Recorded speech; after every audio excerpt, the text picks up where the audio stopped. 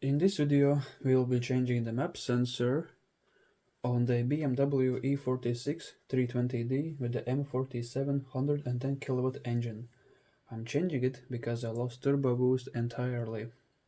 I replaced the injectors with new ones there because my old ones were really worn out and the car had trouble starting when it was hot.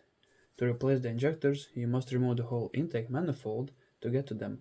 And when I removed it, I saw that the intake ports around there were incredibly clogged with the residue from oil coming from the turbo and the exhaust gases which go through the EGR valve right here. And while I was cleaning the manifold, I removed the map sensor also to inspect it and clean if necessary. In the process of cleaning it, I damaged it accidentally by pushing the residue in the sensor itself and using brake cleaner as a solvent, which is a bad thing to do, especially on these very sensitive electronics. So when I put everything together, the car started with no problems, but I didn't have any boost. The map sensor on these cars is a crucial component on controlling the turbo. Some cars use the mass airflow sensor for it, but in this situation the map sensor or manifold absolute pressure sensor is needed. If you are unsure if it's the map sensor or something else, you could connect an OBD2 scanner to the computer and check for trouble codes. At first, I thought I connected the vacuum hoses incorrectly or something underneath the manifold, so I removed the manifold once again to check it out. But everything was connected correctly, so this wasn't a vacuum related issue because my turbo is a vacuum operated turbo, not an electric turbo. So here we are with the map sensor once again. It is located at the very back of the engine behind the manifold right around here. And to get to it, you must remove some things first. These are all the tools that you will need. Of course, a new map sensor to replace, a 10mm socket with a ratchet or a wrench, doesn't matter, a 5mm hex key, a T27 torx bit with an extension, and I recommend an impact driver with an adapter so you can connect your torx bit and just unscrew the screws faster, but a ratchet works perfectly fine. And also you might need a stick magnet. If you drop something in the engine bay or something, you can fish it out. And that's it, that's all the tools that you will need. Okay, so first thing we must do is remove the cabin filter. So to do that, let's twist these three knobs right over here. So that's one, that's two, and that's three. They should pop out. If they don't pop out, just lift this cover and they will pop out. Next, let's remove this filter cover by just sliding it out like that. And next, let's remove the cabin filter by just removing it. So next, we must remove 4 screws to remove this cover. But before we undo those screws, let's remove this wire holder and leave it like that. Next, let's remove the 4 T27 torx screws and remove the filter box completely.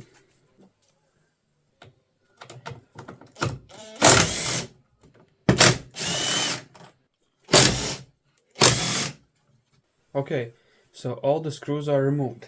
Now let's pry this upwards and remove the cover. There we go. So this is the cabin filter box. Now we have to remove this firewall cover right there. Also, these screws have a washer, so you don't have to worry about them falling out and into the engine bay. Okay, so when the screws are unscrewed, let's remove the cover. So just pry it upwards and it should just slide out just like this. So next, let's remove both of the engine covers to get access to the intake manifold and the map sensor. You don't need to remove this cover to replace the map sensor, but I will remove it because I want to explain the issues related to the EGR valve and what I did to it to fix it. So just grab your 5mm hex key and just unscrew all the hex screws.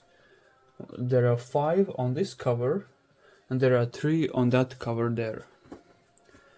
So let's start with this one. So just unscrew it. These screws can and will fall out, so be careful. Don't jerk the cover upwards like with force, because these screws will just go flying. So this is the other screw. Next up, let's remove this screw.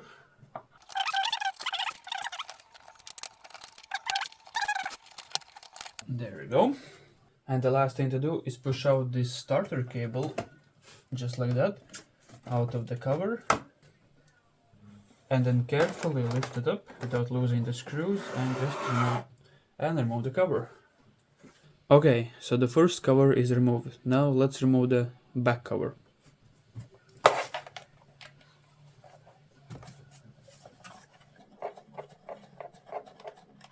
For this cover, I do recommend removing these screws because this cover will be yanked upwards, and do not risk losing the screws, just remove them.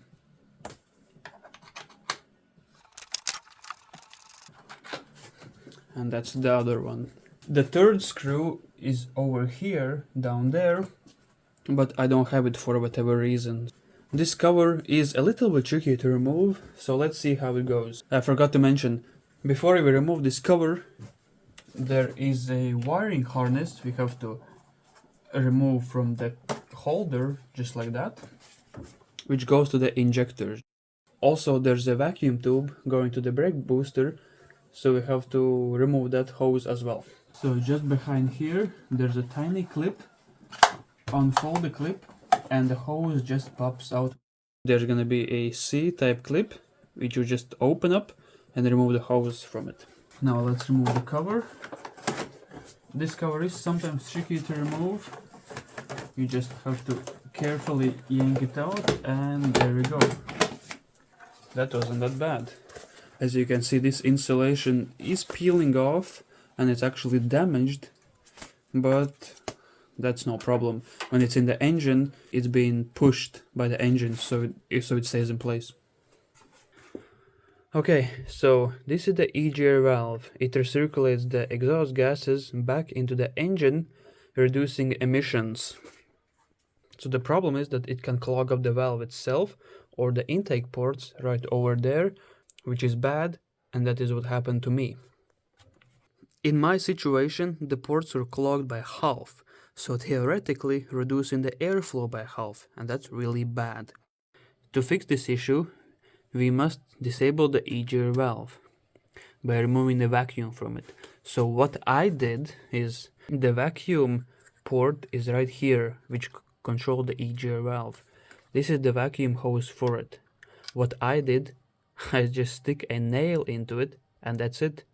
I don't have any vacuum leaks, so the check engine light doesn't trigger, and that's it. The EGR valve has been disabled. Okay, so now reach behind the manifold and feel the map sensor. It's right here. It's not really deep, so it's pretty easy to find. Let me try to show it to you. Okay, so here you have the 10mm bolt, and this is the map sensor itself. It's not really deep into the engine, so quite easy to find. Okay, so now let's remove it. So let's grab my ratchet with the 10mm socket, feel my way over there, use my other hand to help, and break it loose. Once you break it loose, you can unscrew it by hand. And there you go. The screw is very tiny, so be careful. Okay, now let's pull it out of the intake manifold. There we go. And here it is, you can already see it. And now finally, let's remove the wire connector. There we go. So just push this metal tab like that and remove it. And there we go. This is the original BMW map sensor, which I accidentally damaged. Another trick to do is grab a screwdriver or something and push the residue which has been collecting around the sensor either out the manifold or inside it, so the sensor has a clean path to go when installing it. So just put your screwdriver in and just twist it around and push all the crap inside, or if you can, outside of the manifold.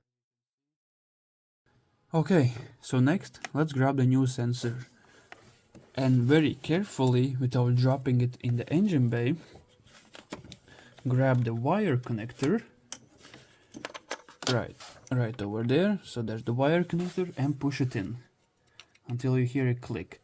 So just there we go, now it's in. So now if you let go, it won't drop in the engine bay, so now it's secure.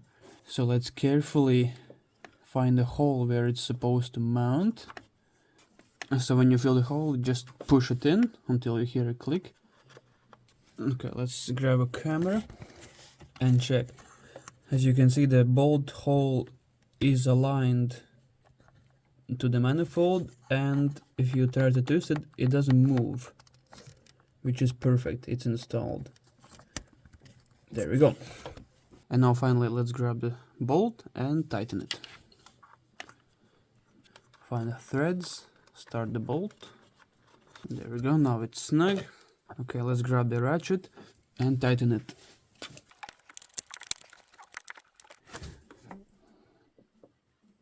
There we go. And that's it. Okay, so the map sensor has been installed. Now let's check if it's working. Okay, so let's start the car and see if the turbo will spool up.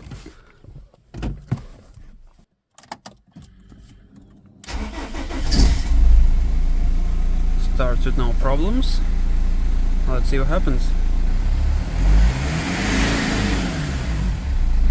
Oh, I can definitely hear the turbo. Oh yeah.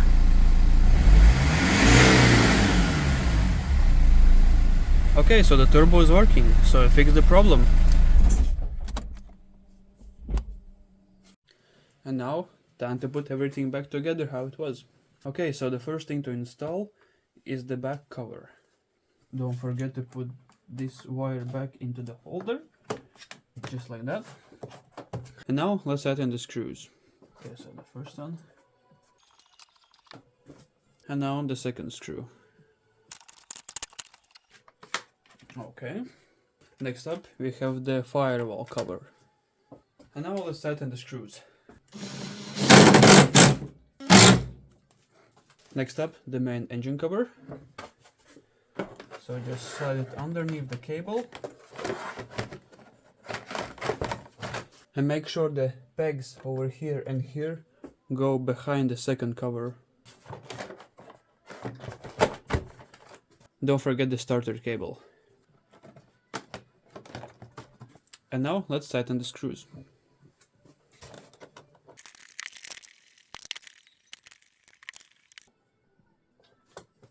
Okay. Next up, let's install this filter housing and make sure these holes are clear of the debris. There's also one on the other side, because this drains the water from the housing. So just slide it in, and that's it. Grab the 4 screws and install them.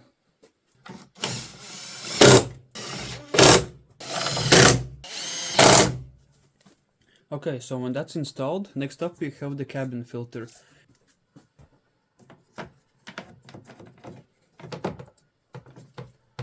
And then finally we have this filter cover. So just slide it into place, like that. Push these pegs and twist them. And make sure you push this up and make sure it doesn't pop out. If it pops out like that, put it back in and try to make it. And then lastly, let's put this wire holder back into place. And so just slide it on, and that's it. Perfect. And that's about it. Pretty easy to do with minimal tools.